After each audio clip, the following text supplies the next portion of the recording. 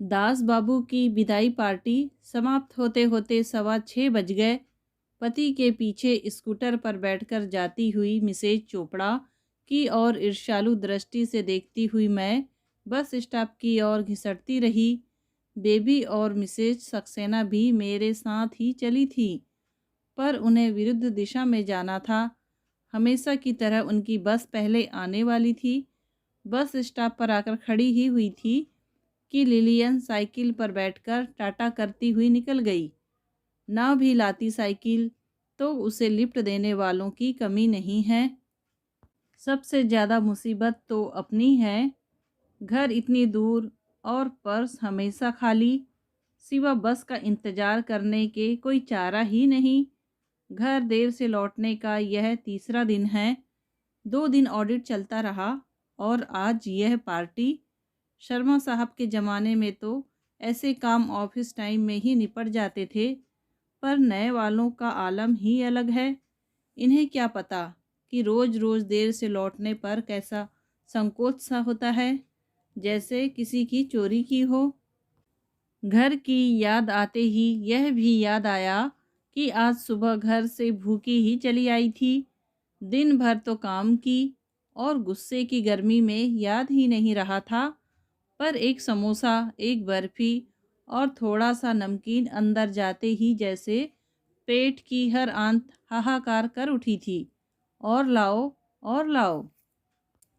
लेकिन सिवा बस की राह देखने के चारा ही क्या है। सड़क पर फर्राटे से दौड़ती हुई 2 सीटर्स को हसरत भरी निगाहों से देखती रही। एक अपने लिए कर भी लेती तो 3 दिन तक मन से यह कांटा न निकलता कि 3 दिन की सब्जी के पैसे यूं ही चले गए। मिसेज चोपड़ा सचमुच रॉयल है। जिस दिन मिस्टर नहीं होते फौरन स्कूटर कर लेती हैं। कहती हैं, बाबा रे, उस भीड़ में अपने से नहीं चढ़ा जाएगा।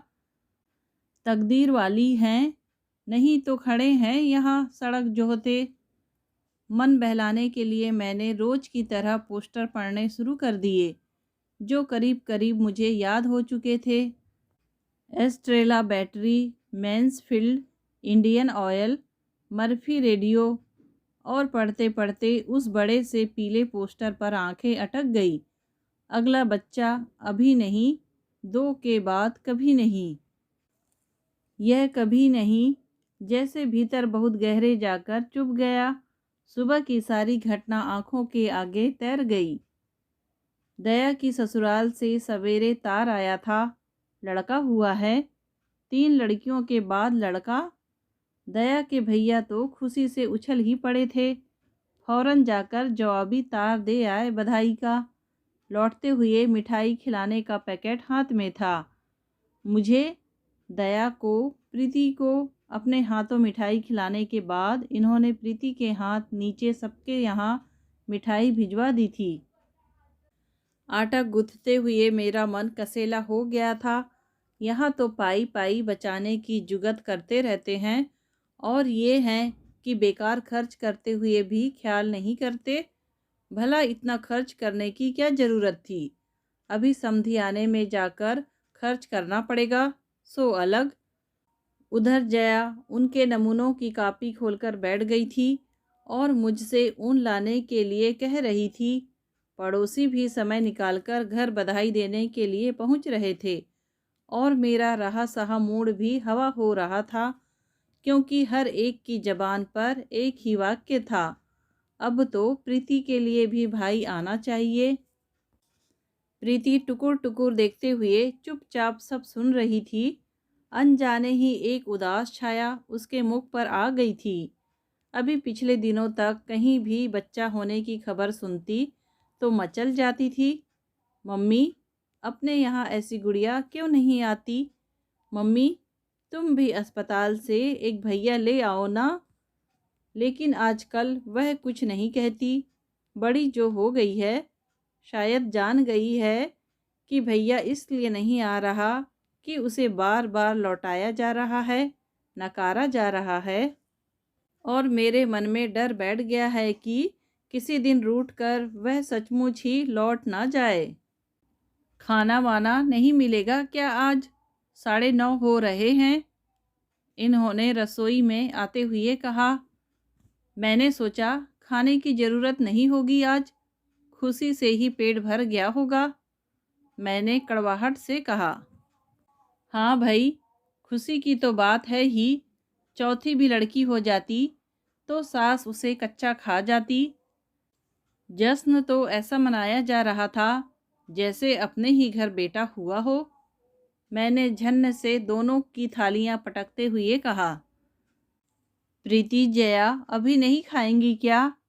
इन्होंने मेरी बात अनसुनी कर दाल भात मिलाते हुए कहा। दफ्तर जाते समय वे अक्सर लड़ाई से बचने का प्रयास करते हैं। अभी से खाकर क्या करेंगी? 12:30 पर जाना होता है जया को। अभी तो दोनों नहाई भी नहीं है। मुझे याद ही नहीं रहता। कहते हुए वे फिर खाने में जुट गए। पर मेरा उफान अभी शांत नहीं हुआ था। लोगों के यहाँ चार चार पैदा होते चले जाते हैं और यहाँ दुख और आवेग से मेरा कंठ ही रुंध गया। विमल, इन्होंने एकदम कठोर होकर कहा। फिर दूसरे ही क्षण नरम स्वर में बोले। विमल, तुम्हें क्या हो गया है आज?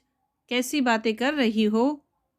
जो भी हुआ है वह आज से तो नहीं हुआ है, पर दूसरे के यहाँ बधावे गाने से फुर्सत मिले तब तो देखोगे। इतने गए गुजरे हैं हम कि 2 बच्चे भी नहीं पाल सकते। जिंदगी भर दूसरों की ही गृहस्थी का बोझ ढोते रहना होगा। यह दूसरों की गृहस्थी है विमल? मैं नहीं जानता था इतना विष है तुम्हारे मन में। वे दुखी होकर बोले। अब तो जान गए ना, विष भरा है मेरे मन में।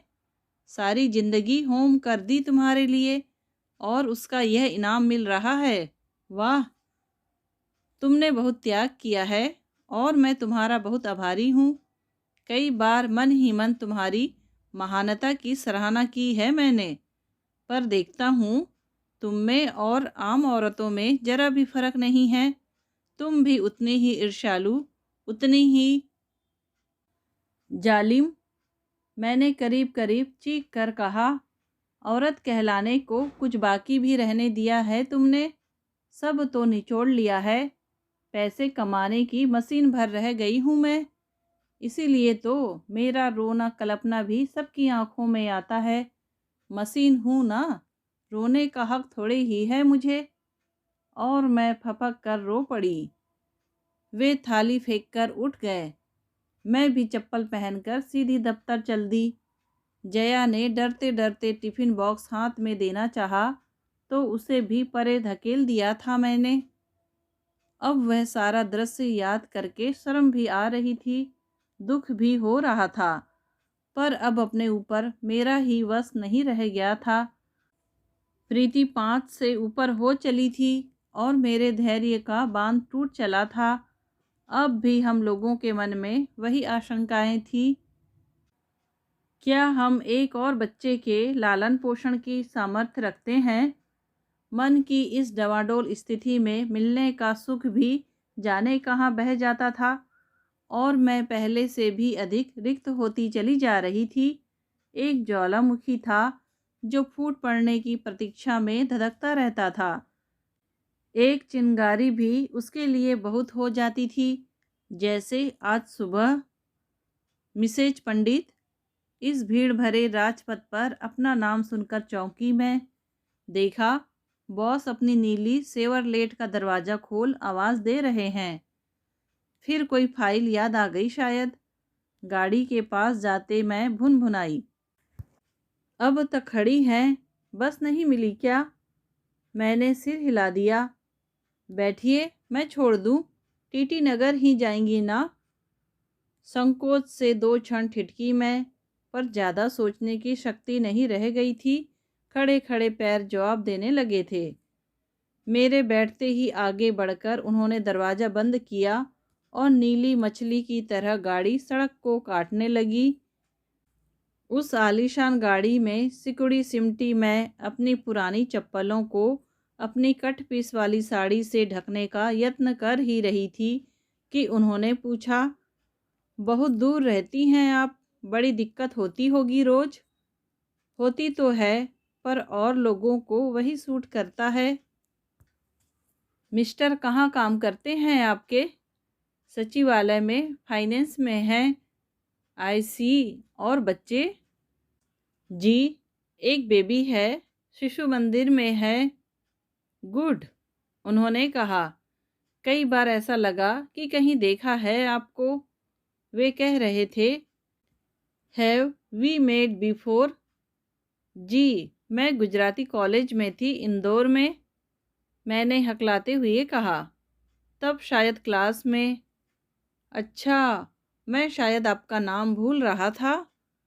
विमल व्यास था, पर शायद आपको पता भी नहीं होगा। साल भर ही तो थी मैं वहाँ। फिर फादर की डेथ हो गई और हम लोग अंकल के पास यहाँ आ गए। ओह, सो सॉरी, उन्होंने कहा।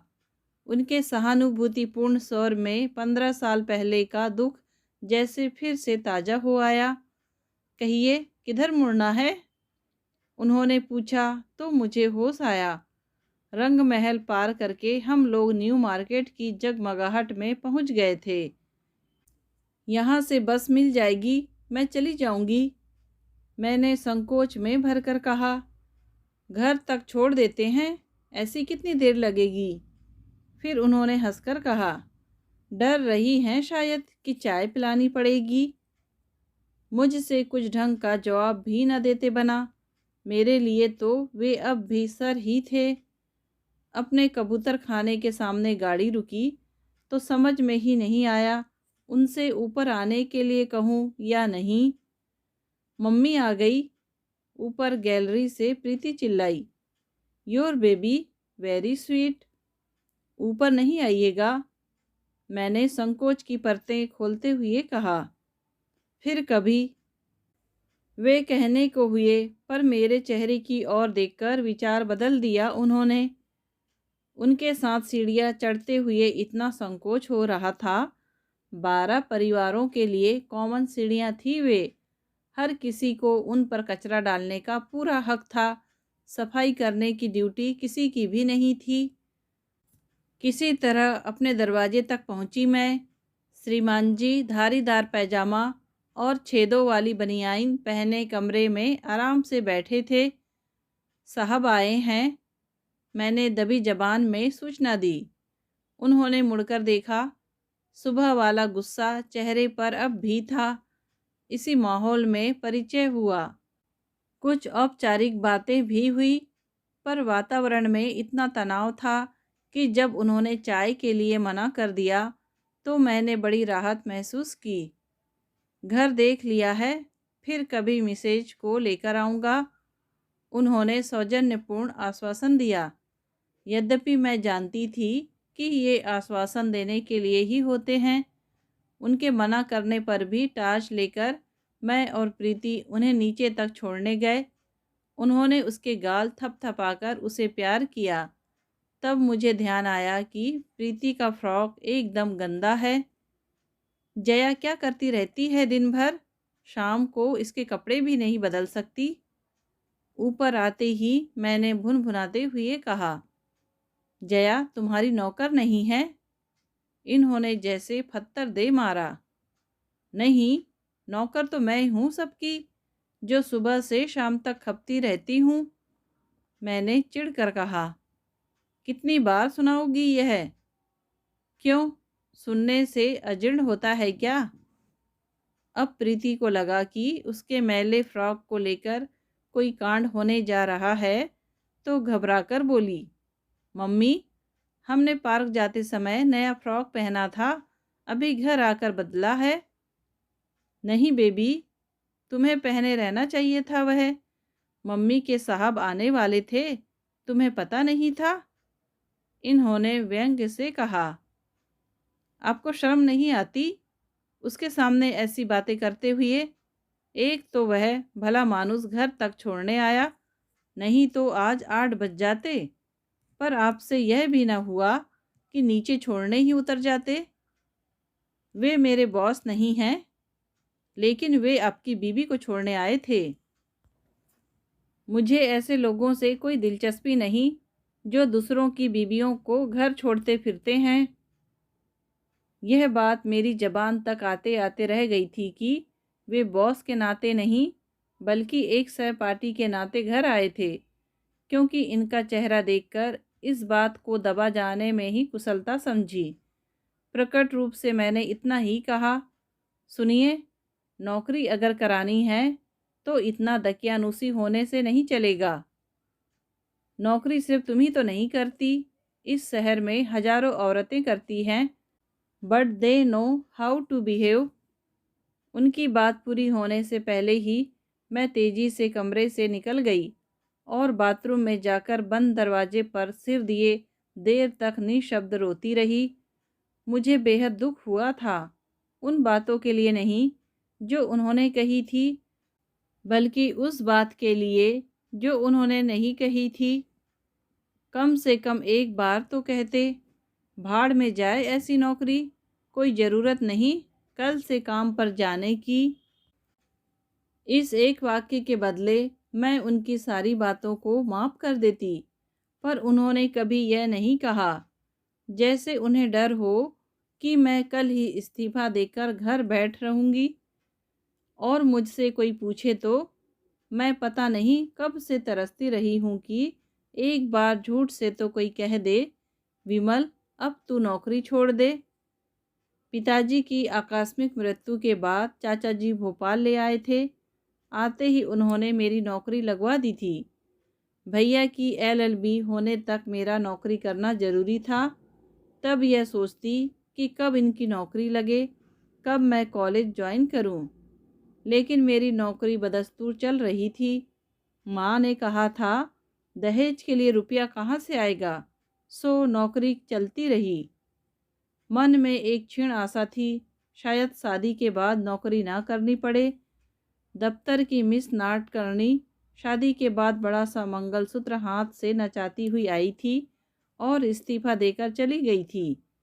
हमारे इनको नौकरी करना पसंद नहीं, उसने लजाते हुए बड़ी अदा से कहा था। डॉली तो शादी से 2 महीने पहले ही नौकरी छोड़ बैठी थी। तब से यही सपना पाले थी मैं। राम राम करके शादी तय हुई थी, तब यही सपना देखा था।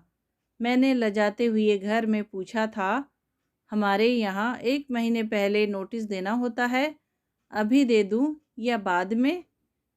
माँ और चाचा जी मुझे देखते ही रह गए थे। बड़ी देर बाद चाचा जी बोले थे, तू क्या नौकरी छोड़ने की बात कर रही है? आजकल सरकारी नौकरी मिलती भी है किसी को, तू लगी लगाई पर लात मार रही है। चाची ने लेकिन सीधे सपाट स्वर में कह दिया था, नौकरी पर ही तो रीझे हैं वे। घर पर 3-3 बहनें बहने को बैठी हैं, वे सर्विस नहीं छुड़ाएंगे, देख लेना। उसी दिन मन का दर्पण जैसे कहीं से चटक गया था। मन हुआ साफ मना कर दूं, ऐसे घर में मुझे नहीं जाना जहां मुझसे ज़्यादा मेरी सर्विस की चिंता हो, पर मना नहीं कर सकी। सोचा, अगर खपना ही है तो अपने घर के लिए क्यों ना खपूं, और तब से खपती ही आई हूँ। दया की शादी, माया की शादी, उनके बच्चों का जन्म, अम्मा जी का श्राद्ध, प्रीति का जन्म, जैसे खर्च बंधे चले आए थे। गृहस्थी शुरू ही हुई थी अपनी शादी के कर्ज से। कभी कभी मन कितना निढाल हो जाता है, पर कब तक? मुझे तो प्रीति का बचपन ही याद नहीं आता। लगता है जैसे एकाएक बड़ी हो गई है। माँ के रूप में जो कुछ देखना सुनना था, भुगतना था, वह भुगता है माया ने, जया ने। कितना सुख है दोपहर की गुनगुनी धूप में बैठकर स्वेटर बुनने में, शाम को लौटते हुए पति और बच्चों का नाश्ता तैयार करने में, सज संवर कर दरवाजे पर प्रतीक्षा करने में। काम तो अब भी करना होता है, पर उसमें रस कहाँ रह जाता है। बस घड़ी से होड़ लगी रहती है, और दिन भर के बाद जब घर लौटना होता है तो दोनों ही थके हुए टूटे हुए होते हैं। सारा उत्साह दफ्तर का रूटीन सोख चुका होता है। शेष रह जाती हैं सिर्फ खींच झुंझलाहट और उलझने, जैसे यही दिन भर की कमाई हो। दूसरे दिन दफ्तर जाते हुए मन इतना भारी था, कैजुअल लीव कोई बाकी होती तो शायद जाती भी नहीं, पर मजबूरी थी। अपनी मेज पर बैठी किसी तरह फाइलों से जूझ रही थी कि बड़े साहब का बुलावा आया। बड़े असमंजस में कैबिन में प्रवेश किया। कल की बातें याद करके अजीब सा लग रहा था, पर कुर्सी पर बैठा व्यक्ति वही स्ट्रिक्ट बॉस था। सेवरलेट में बैठे व्यक्ति से उसका कोई साम्य नहीं था। इस सुसज्जित ऑफिस में वे एकदम फिट नजर आ रहे थे। इतनी पॉश वेशभूषा, इतना रोबीला व्यक्तित्व हमारे गरीब खाने को रास नहीं आया था। वहाँ तो बस धारीदार पैजामा और छेदों वाली बनियाइन ही सूट करती है। इस विचार के आते ही जैसे मैंने एकदम समझ लिया कि कल रात ये एकदम बिफर क्यों गए थे। इस लंबी नौकरी के दौरान दफ्तर के कई लोग घर पर हो गए थे। देश पांडे, साबिर अली, कपूर, अष्ठाना, सभी लोग किसी काम से या किसी फंक्शन के बहाने घर आ चुके थे, पर इन्होंने कभी माइंड नहीं किया था, क्योंकि ये लोग सब उन्हीं की कैटेगरी के थे। इन लोगों के सामने किसी हीन भावना का उन्हें अनुभव नहीं होता था, पर कल जैसे अपनी ही नज़र में वे बहुत छोटे पड़ गए थे। इसी से शायद Mrs Pandit, will you please be more attentive. Oh sorry sir, मैंने बड़ी मुश्किल से अपने को समेट कर कहा, जैसे बॉस के स्वर ने मुझे फिर अपने स्थान पर खड़ा कर दिया था। टी टाइम में कैंटीन में इकट्ठा होते ही मिसेज चोपड़ा ने घोषणा की, आज चाय पंडित पिलाएगी। क्यों? सामूहिक प्रश्न उठा। कल बॉस ने उसे लिफ्ट दी थी। हम लोग मार्केट जा रहे थे, तब मैंने देखा था। सच? सब ने एक साथ पूछा और मैं बिना वजह झेप गई। ये सूखी नदी में बाढ़ कैसे आ गई? मिसेज सक्सेना ने कहा। कुछ नहीं, किसी जमाने में क्लास में पढ़ते थे, उसी कारण थोड़े मेहरबान हो गए थे। मैंने बात को उड़ा देने के लहजे में कहा, पर चोपड़ा चुकने वाली नहीं थी। फिर तो समोसे भी आएंगे, उसने चिल्लाकर कहा। मोटी को खाने के सिवा कुछ सूझता नहीं है, लिलियन ने कृत्रिम गुस्से से कहा। पर समोसे आने पर सबसे पहले हाथ साफ उसी ने किया। अरे, तुम लोग मुझे बेकार में बकरा बनाने पर तुली हुई हो, मैंने कमज़ोर सा प्रतिवाद किया। पर सच तो यह था कि मुझे यह सब कुछ बड़ा अच्छा लग रहा था। इस सूखी सी ज़िंदगी में चाय पिलाने के मौके आते ही कितने हैं। कभी शादी की, कभी पति की सालगिरह, या कभी कोई इंक्रीमेंट मिल गया तो, पर उन मौक़ों पर भी यह थ्रिल कहाँ मिलती है। पूरा 5 रुपये 35 पैसे का बिल हुआ। महीने का आखिर था, पर मैंने ज़रा भी मलाल नहीं किया। ऑफिस से बस स्टॉप की ओर जाते हुए बेबी ने कांपती आवाज़ में पूछा, अक्का, क्या सचमुच बॉस आपके साथ पढ़ते थे? मैंने बेबी की ओर देखा। उसका चेहरा इतना करुण हो आया था। दफ्तर में सिर्फ वह मुझसे निकटता अनुभव करती थी, पर बॉस से इस दोस्ती के सहारे उसकी अक्का के भी सुपीरियर्स की पंक्ति में जा बैठने का डर उसकी आंखों से झांक रहा था। मुझे दया आ गई। हंसकर मैंने कहा, पढ़ने से क्या होता है पगली, पता नहीं कब की तो यह बात है। 45 लोगों की क्लास थी, जिसमें 10-12 तो लड़कियां थी, एक से एक सुंदर, एक से एक फैशनेबल। अपनी और कोई झांकता भी नहीं था। साल भर ही तो रही मैं वहाँ। उस बीच शायद कभी बात भी नहीं की होगी। मेरी सफाई से बेबी के चेहरे पर एक अपूर्व समाधान छा गया, जिसे देखकर मन में एक कसक सी उठती। सच तो था, याद करने लायक उन दिनों का कुछ भी तो पास नहीं था। इतनी सामान्य थी मैं कि किसी ने अच्छा या बुरा कोई नाम देने की जहमत नहीं उठाई कभी। बेबी लेकिन इन सब बातों को कहाँ समझ पाएगी। उसके लिए तो कॉलेज जाना ही रोमांच की परिसीमा है। पिता की गृहस्थी का भार साझे में ढोने का दंड मिला है उसे।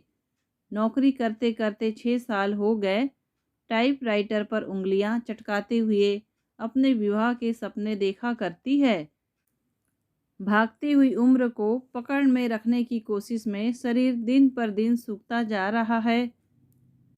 बेबी की बातें सोचते हुए मन इतना उदास हो गया था कि घर की ओर पांव ही न उठ रहे थे। वहाँ का वातावरण जैसा होगा उसकी कल्पना थी। सहमी हुई जया और प्रीति और उखड़े उखड़े से ये दिन भर की थकान के बाद इतना उत्साह कहाँ रह पाता है कि सबका मूड ठीक करती फिरूं। रात उन्होंने अपने पति होने का सबूत नए सिरे से देना चाहा। उनके उस प्रयास में वह कोमलता नहीं थी जो सुलह का संदेश बन सकती। वह उद्दामता थी जो सिर्फ अधिकार के प्रयोग के समय होती है। और मैं भीतर तक कांट हो गई। मेरी बेरुखी का उन्होंने अपनी समझ से जो भी मतलब निकाला हो, वे मुंह फेर कर सो गए। लेकिन मैं उस रात देर तक जागती रही। आजकल अक्सर ही ऐसा होता रहा है। उन्हें अपेक्षा होती है कि पत्नी उसी आवेग से उन्हें ग्रहण करे जैसे शादी के बाद वाले दिनों में करती थी। यह नहीं सोचते कि शरीर से मन से थककर चूर हो जाने के बाद बस यह जी चाहता है कि आंखें मूंद कर पड़ी रहूं। दूसरे दिन दफ्तर में चोपड़ा कह रही थी, पंडित बहुत उदास है आज। क्लासमेट नहीं आया ना उसका आज। लिलियन ने कहा। मैंने तड़प कर उनकी ओर देखा। शायद मेरा चेहरा बहुत रुआंसा हो गया था क्योंकि वे दोनों एकदम उठकर मेरे पास आ गई थी। अरे बाबा, इतना सीरियस क्यों होती हो? हमने तो मजाक किया है, थोड़ा बोर्डम दूर करने के वास्ते। और क्या? लिलियन की बात पर जोर देकर चोपड़ा ने कहा। अरे, कुछ हंस बोल लेते हैं तो अच्छा लगता है, नहीं तो इस चार दीवारी में तो दम घुट जाए अपना। मुझे समझाकर वे अपने अपने स्थान पर जाकर बैठ गईं। मुझे मालूम था अब वे मुझे नहीं चिढ़ाएंगी। कल कोई नया सगुफा हाथ लग गया तो शायद इस जरा सी बात को ये भूल भी जाएंगी। और मुझे सचमुच दुख होने लगा। हर औरत चाहती है जीवन में कुछ ऐसे क्षणों को जीना, उन क्षणों को याद करके जीवन की एक सरता कुछ कम तो हो जाती है। मेरी सपाट जिंदगी में ऐसा एक भी क्षण नहीं था जिसे करीने से सहेज कर रखूं। लिलियन जब अपने असफल प्रेमी की कहानी सुनाती, मिसेज चोपड़ा अपनी इंटरकास्ट मैरिज की रहस्य और रोमांचकारी कहानी सुनाती, तो मैं और बेबी अभिभूत से सुनते रहते। बेबी के सामने तो फिर भी आशा की एक पतली सी किरण थी, लेकिन मेरे सामने तो डेडलाइन थी, पूर्ण विराम। बच्चों की पलटन से त्रस्त मिसेज सक्सेना भी कभी कभी सुनाती कि अमुक मुझ पर मरता था, फलाना मुझ पर जान देता था, तो मैं शर्म से गड़ जाती। स्कूल में, कॉलेज में, दफ्तर में, कहीं भी तो किसी ने दोबारा मुड़कर देखना नहीं चाहा। अपनी उस शर्मिंदगी में यह भी याद नहीं रहता कि मिसेज सक्सेना से पूछूं कि जब मजनुओं की इतनी भीड़ आपके पीछे थी तो आपने नीरे कलर को ही क्यों चुना। मुझे हमेशा यही लगा रहता, काश मेरे पास भी कहने के लिए कुछ होता। कल सबको चाय पिलाते हुए मन कितना खुश था। यह खुशी कुछ और ज़्यादा रहती तो कितना अच्छा होता। बॉस और मैं बिछुड़े प्रेमियों की तरह ना सही, पुराने परिचितों की तरह ही मिल पाते। और मैं सचमुच उदास हो गई। अपने आप ही कल्पना करती रही कि उनके न आने से दफ्तर एकदम सूना सूना लग रहा है। कोई काम करने को जी नहीं चाह रहा।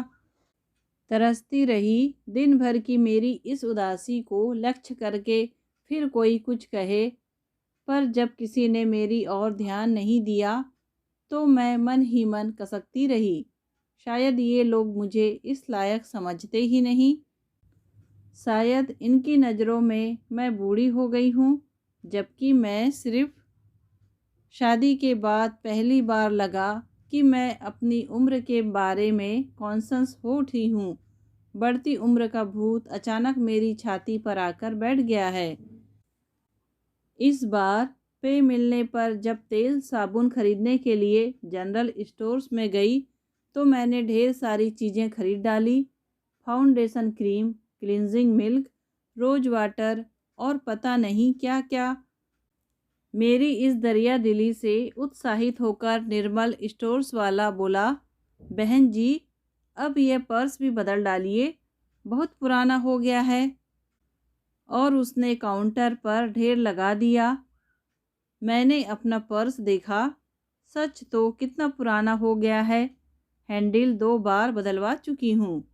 भीतर का कपड़ा हर 8वें दिन सिलाना पड़ता है, नहीं तो रुई बाहर आ जाती है, पैसे अंदर चले जाते हैं। पर कभी ख्याल ही नहीं आया बदलने का।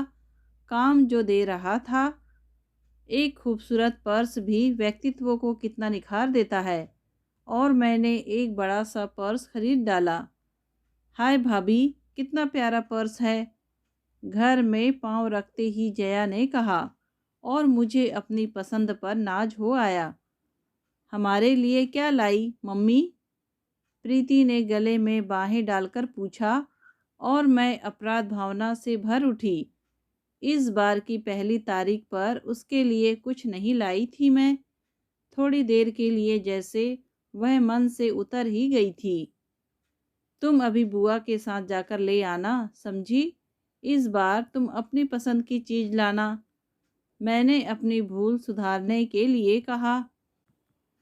ये जब लौटे तो बुआ भतीजी शॉपिंग के लिए गई हुई थी और मैं रसोई में थी। कौन आया है? इन्होंने दबी जबान से पूछा। कोई तो नहीं। फिर यह पर्स मेरा है, तुम्हारा? उन्होंने पर्स हाथ में लेकर गोल गोल घुमाकर देखा। चैन खोलकर सरसरी निगाह से अंदर का सामान देखा। फिर उसे मेज पर रखते हुए बोले, कितने का है? पता नहीं, मैंने पूछा नहीं। मैंने मिसेज चोपड़ा की बेफिक्री की नकल उतारते हुए कहा। पूछा नहीं? किससे? निर्मल वाले से। और किससे? ओह, मैं समझा, शायद तुम अपने सहपाठी की बात कर रही हो। उन्होंने थकी सी आवाज़ में कहा। सहपाठी? कौन सहपाठी? तुम्हारे बॉस। तुमने बताया नहीं था एक बार कि वे तुम्हारे साथ पढ़ चुके हैं? तो इसका मतलब है वे मुझे प्रेजेंट देते फिरेंगे? मैंने खींच कर कहा। अरे भाई, मैं तो मजाक कर रहा था। इतना महंगा पर्स तुम खुद लाई हो, विश्वास नहीं हुआ। लेकिन मेरे लिए वह प्रसंग समाप्त नहीं हुआ था, क्योंकि मुझे मालूम था कि उन्होंने मजाक नहीं किया था। एक क्षण को ही क्यों ना हो, वे इस कल्पना से आतंकित हो उठे थे। और मैं उस घड़ी को कोस रही थी जब मैंने साथ पढ़ने की बात बतलाई थी। लेकिन कितनी सुखद थी यह कल्पना भी। शादी से पहले एकाध बार साथ घूमने गए, तब इन्होंने मोंगरे की वेणी लेकर दी थी। बस मेरे खाते में प्रेजेंट के नाम पर वही चीज़ दर्ज हो सकती थी। लिलियन के पास इस तरह के उपहारों का अंबार है और हम लोग पीछे पीछे उसे फ्लर्ट भी कह लेती हैं। सच तो यह है कि हम सबको उससे ईर्ष्या होती है, जिसे हम अपनी आलोचनाओं से दबा देना चाहते हैं। लेकिन जिस दिन नया पर्स लेकर जरा ढंग का मेकअप करके ऑफिस गई, तो सबसे पहले लिलियन ने ही कॉन्ग्रेचुलेट किया। हाय मिसेज पंडित, आज कितनी स्मार्ट लग रही हो। ऐसे आया करना जरा। बस यूँ लगता है जैसे रोज रसोई से उठकर सीधे भाग आती है, मिसेज चोपड़ा ने कहा। यह कहते हुए उन्होंने खींच खांच कर साड़ी का पल्लू भी जरा स्टाइल से फैला दिया। मुझे लगा कि मेरी मेहनत सफल हो गई है। पर्स की सारी कीमत जैसे वसूल हो गई है। उस दिन कैबिन से बुलावा आने का इंतजार रहा। हर बार घंटी बजते ही कान उधर को दौड़ पड़ते। अपने इस पागलपन पर शर्म भी आ रही और गुस्सा भी। 12 बजे के बाद किसी काम से बॉस बाहर निकल गए, तब कहीं जाकर काम में दिल लगा सकी मैं। टी टाइम में लिलियन ने खबर दी कि इंक्रीमेंट्स के एरियर्स आ गए हैं, इसी महीने में मिल जाएंगे। बस फौरन सबकी योजनाएं शुरू हो गई। मिसेज सक्सेना बच्चों के लिए ऊन खरीदने वाली थी। लिलियन एक ट्रिप बम्बई का करने वाली थी। बेबी ने शर्माते हुए बतलाया कि उसने सोने के झुमके देख रखे हैं। मिसेज चोपड़ा तो बस हमेशा की तरह साड़ी खरीदने की बात कर रही थी। पंडित, तुम्हारी क्या प्लानिंग है? मेरी क्या पता, शायद जया की फीस। ओफो, तेरी कितनी ननदें हैं, ख़त्म ही नहीं हो रही। कभी अपने लिए भी तो कुछ ले लिया कर। जया की फीस उसके भाई देंगे, उन्हें भी तो मिलेंगे। वे शायद लकड़ी का सोफ़ा लेने को कह रहे हैं। मैंने बात बना दी। अब लोगों से क्या बतलाती कि आने वाले रुपयों का हिसाब पहले ही हो जाता है, बाद में तो बस उधारी चुकाना भर शेष रह जाता है। फिर भी पता नहीं कैसी जिद चढ़ गई मुझ पर कि जिस दिन एरियर्स मिले मैं मिसेज चोपड़ा के साथ हो ली। जया की फीस का प्रश्न सचमुच आ गया था, पर इस बार मन जैसे विद्रोह कर उठा। कब तक मुझे दूसरों की गृहस्थी का भार ढोना होगा? जया की पढ़ाई, फिर उसकी शादी, इन सब का कर्ज उतारते उतारते तो शायद हम लोग बूढ़े हो जाएंगे। तब अपने लिए जीने का समय ही नहीं रहेगा। मिसेज चोपड़ा के साथ साड़ी खरीदना भी एक अनुभव है। हर दुकानदार ने उनका ऐसे स्वागत किया जैसे वह बरसों से उनकी ग्राहक हो। हर कपड़े की, हर स्टाइल की उनकी जानकारी भी अद्भुत थी। हर दुकान पर हमारे सामने इंद्रधनुषी ढेर लग जाता। मेरी साड़ी मिसेज चोपड़ा ने ही पसंद की और घर लौटने तक मैं उसका नाम भी भूल गई। लौटते हुए हम लोग एक सुप्रसिद्ध लेडीज स्पेशलिस्ट के यहाँ ब्लाउज सिलने देने गए। फिटिंग के नाम पर वह जिस तरह से नाप ले रहा था, अपने अधिकार का जिस तरह से प्रयोग कर रहा था, उससे मुझे तो घबराहट होने लगी। बड़ी मुश्किल से अपनी जान छुड़ा पाई मैं। पुराणपंथी कहकर मिसेज चोपड़ा मुझे सारे रास्ते छेड़ती रहीं। जिस रोज कपड़े सिलकर आ गए, उस रात ढेर सी कोल्ड क्रीम लगाकर सोई थी मैं। सुबह अंडे की जर्दी को नींबू और शहद में फेंटकर चेहरे पर लेप किया। तेल सने बालों को शैम्पू से धोया। रसोई जया पर सौंप कर मैं देर तक बाल सुखाती रही। फिर बड़ा सा जूड़ा बनाया, उस पर नया खरीदा हुआ क्लिप लगाया। करीने से मेकअप किया। नई साड़ी पहनकर अपने को आईने में देखा तो सच पहचान ही न पाई। उम्र जैसे 10 साल कम हो गई थी। कपड़े मनुष्य के व्यक्तित्व में कितना बड़ा रोल अदा करते हैं, यह आज जाना। ऑफिस जाते हुए देखा, ये इत्मीनान से नेशनल ड्रेस में धारीदार पायजामा और छेदों वाली बनियान गैलरी में साइकिल का पंक्चर ठीक कर रहे हैं। मेरी आहट पाकर उन्होंने आंख उठाकर देखा। कुछ क्षण देखते रहे, फिर काम में जुट गए। इतना बुरा लगा, इससे तो जया अच्छी। कम से कम हाय कितनी प्यारी साड़ी है, नाइलेक्स है ना, कब खरीदी? जैसे फॉर्मल सवाल तो कर लिए उसने। कितनी प्यारी भाभी है, यह तो शायद इस जन्म में सुनना नसीब ना होगा।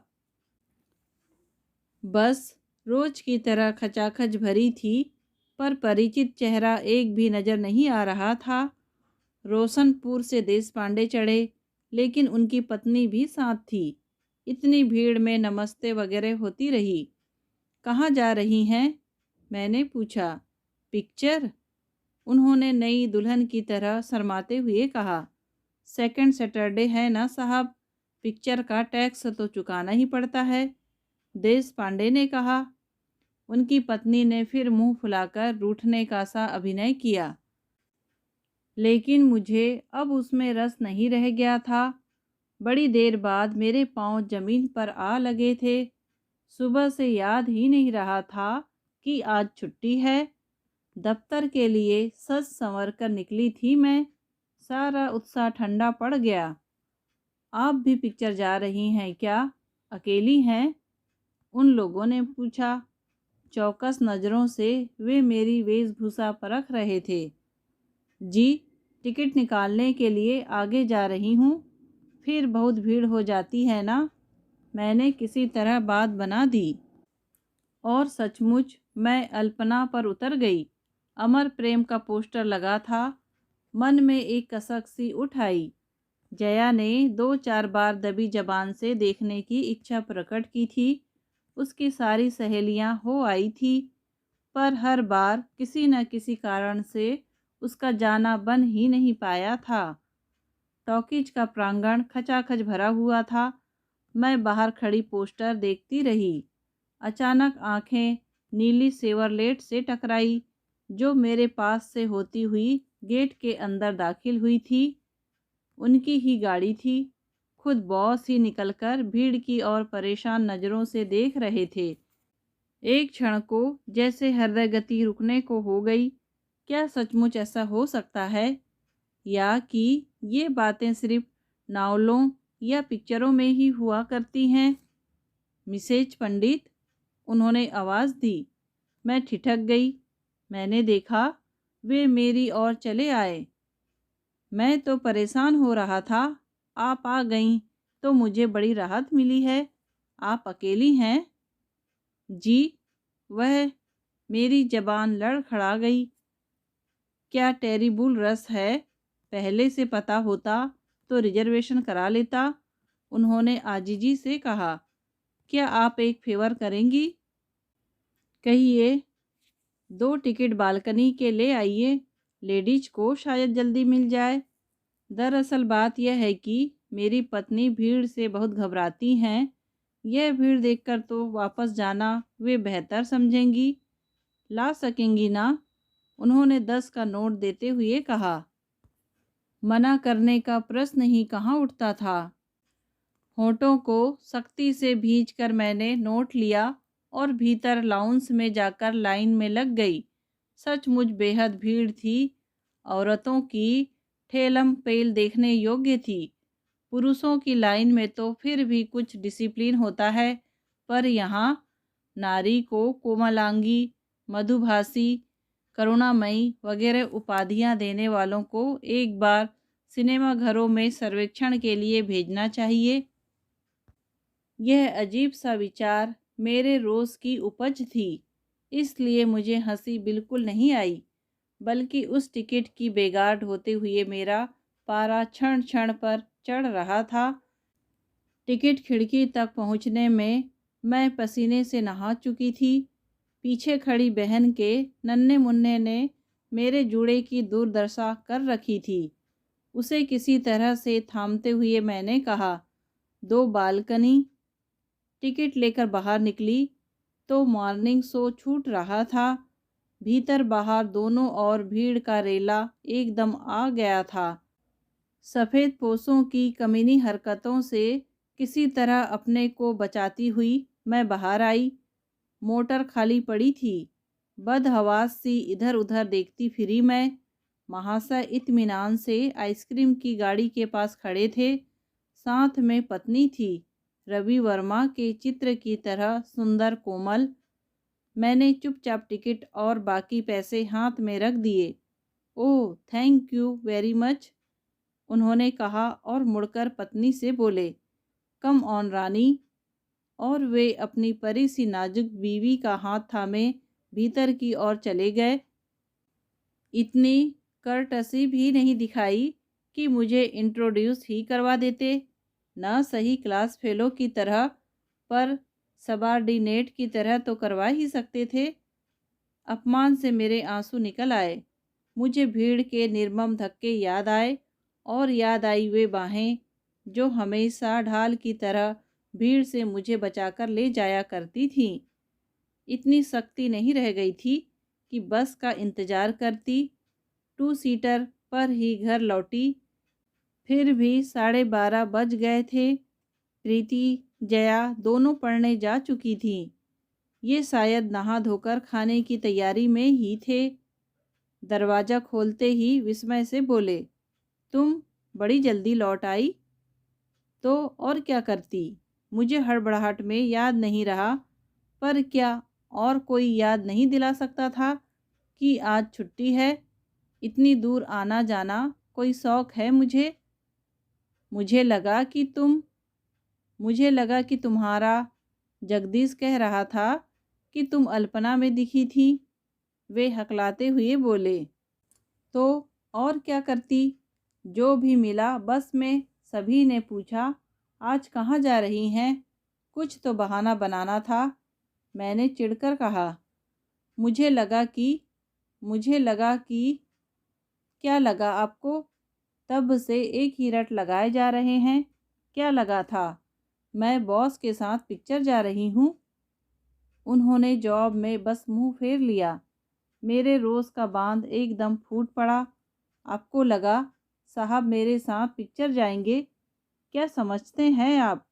आपकी बीवी कोई ब्यूटी क्वीन है क्या। उसकी बीवी देखी भी है। और कहते कहते मैं भर भरा कर रो पड़ी। वे एकदम घबरा उठे। सॉरी, जैसे कुछ बुदबुदाते हुए मेरी पीठ थपथपाने लगे। मुझसे पूछ तो सकते थे, मुझे रोक तो सकते थे। बेकार ही जो चाहे सोचने लग जाते हैं। मैंने सिसकियों के बीच उल्हानों की झड़ी लगा दी। उनका चेहरा दयनीय हो आया। थकी सी आवाज़ में बोले, कभी कभी तुम इतनी अपरिचित लगने लगती हो कि कुछ पूछने का, कुछ कहने का साहस ही नहीं जुटा पाता। लगता है जैसे मेरा अधिकार ही नहीं है वह। ओह, यह कभी कभी मुझे क्या हो जाता है। कहते हुए मैंने अपना क्लांत शरीर मेज पर झोंक दिया। वे अचानक व्यग्र हो उठे। सिर पर हाथ फेरते हुए बोले, तुम थक गई हो, लेटोगी थोड़ी देर। मैं चाय बना लाता हूँ। खाना खाओ तो मेरे साथ आ जाओ। मैं बस शुरू ही करने वाला था। आप खाइए, मैं थोड़ा लेटूंगी। चाय फिर बनती रहेगी। मैंने सप्रयास कुर्सी से उठते हुए कहा। अलगनी पर लटकी हुई घर में पहनने वाली साड़ी की ओर हाथ बढ़ाया ही था कि उन्होंने थाम लिया। क्या, रहने दो ना थोड़ी देर। इतनी जल्दी क्या है। अच्छी लग रही हैं। उन्होंने साड़ी को अपने गालों पर फेरते हुए कहा। क्या अच्छी लग रही है। यह साड़ी और इस साड़ी में लिपटी तुम। सच विमल, सुबह तुम इतनी प्यारी लग रही थी कि मैं तो ईर्ष्या से जल भून ही गया था। उन्होंने नज़रों से मुझे सहलाते हुए कहा। कृतज्ञता से मैंने उनकी बाहों में अपने को डाल दिया। मुझे उस व्यक्ति पर दया हो आई। इनकी दुनिया भी तो मेरी ही तरह है, एकदम सपाट, किसी डल पिक्चर की तरह। ना कोई रोमांस, ना कोई थ्रिल, बस घानी के बैल की तरह जुते हुए हैं बरसों से। शब्दों में सारा प्यार उड़ेलकर मैंने कहा, चलिए खाना खा लें। दोस्तों, कहानी सुनने के लिए आपका धन्यवाद।